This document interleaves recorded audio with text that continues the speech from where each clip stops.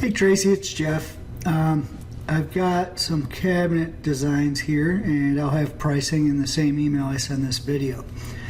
Basically what you can see here is a 20 by 30 booth with your cabinets kind of scattered around. If it helps visually for you guys to plan anything, just let me know. I can move these cabinets around and put them wherever you want me to. So let's see here. What I want to do is basically discuss how I'm building the cabinets. These will be quite expensive compared to normal simple cabinets that I build. The reason is I've taken every precaution to make sure that these things always move and arrive in one piece and don't come apart, or they can handle a lot of stress is I guess the best way to put it. Usually when you build a cabinet and you install it into a house, it gets virtually no stress after install. With these being rolled around and pushed in and out of crates, they're kind of a whole different animal. So here's what I got. If you look at the cabinets from the top view here, you can see I did rounded corners on them. So I'm gonna, use plywood to make the cabinets and apply a solid piece of wood here and here so I can round over a solid wood corner. Every joint in the cabinet is going to be glued and dominoed. Now, domino makes no sense to you, I'm sure.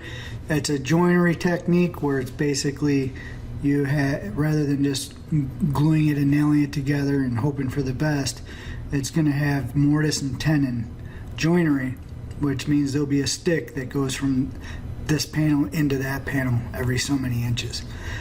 So it'll be glued together, it'll be rock solid, there's no way that joint's going to break. Another thing that I'm going to do that's different than most cabinets, if you look here, if you look at these sticks here, they're basically the face frame. They're the part of the cabinet that the door's attached to. What I want to do there is, instead of 1.5 inch, I want to use 2 inch. And that's going to allow me to use that mortise and tenon domino system for a stronger joint at every one of these connections where these pieces of wood on the face frames go together. This cabinet, this example here is your 72 inch wide cabinet.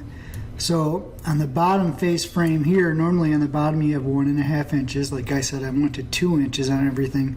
And on this bottom one, I'm going to go 3.5 inches. So the cabinet does not sag.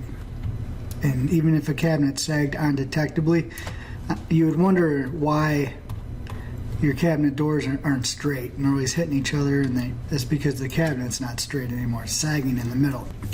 So that's just another aspect of the cabinetry that would be a lot more solid and better built than normal cabinets.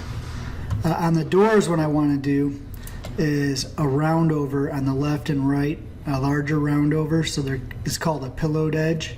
So the cabinet doors are rounded over just like the corners of the cabinets. And the top and bottom I would do a small round over, but I'd have to save room for the little handle scoop where you can reach your hand in and open these. So I'm going to send these, like I said, I'm going to send this over with pricing, and they are going to be expensive cabinets. And as far as the box goes and what I've discussed, I don't necessarily think it's a good idea to cut back on any of those if you really want these things to last for a lot of shows for a lot of years. However, there are some ways to cut costs. These doors I have right now in here, in order for me to get that nice modern looking round over, I used solid maple. I want to use solid maple on everything. Solid maple is the hardest wood, and the more difficult it is for wood to dent, the more difficult it is for that paint to give way as well. Because if you dent it, you're denting the paint and the paint comes off. So I've got solid maple doors and drawer fronts. Now we could do a plywood door and drawer front, and I can't do that big round over on the edges with plywood as well. I could do something that's close to it but not as good. And it would be a little bit softer, so if it got kicked or nicked, it could definitely dent easier and the paint could be sacrificed. It could sacrifice your paint finish a little bit. I may be overkilling this. Let me know if you guys think I'm going way over the top, because it does affect price. A way you could save money, in my opinion, if you're looking for a way to cut some costs, would be to get rid of some of the drawers. You got 20 drawers.